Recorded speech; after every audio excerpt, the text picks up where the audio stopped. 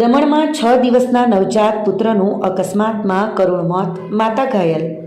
સંઘ પ્રદેશ મોટી દમણમાંથી એક હૃદયદ્રાવક ઘટના સામે આવી છે, જ્યાં મોટી દમણના આંબાવાડી મુખ્ય માર્ગ પર સર્જાયેલા એક ગમખ્વાર અકસ્માતમાં 6 દિવસના નવજાત પુત્રનું કરુણ મોત નીપજ્યું છે.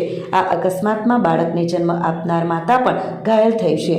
પ્રાપ્ત માહિતી અનુસાર 6 દિવસ પહેલાં જ જેનો જન્મ થયો હતો તેવા નવજાત શિશુને લઈને તેની માતા રિક્ષામાં સવાર થઈને ઘરે જઈ રહી હતી.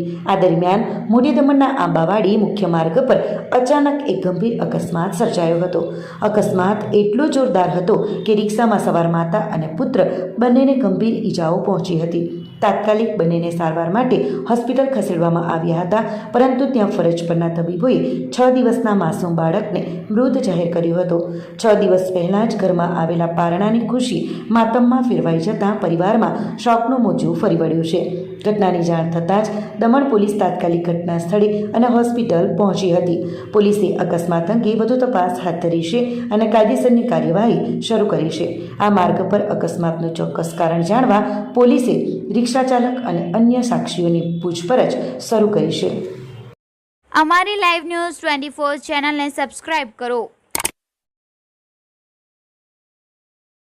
બેલ આઇકોન દબાવો જેથી આવનાર ન્યૂઝ અપડેટ્સની નોટિફિકેશન આપ સુધી સૌથી પહેલા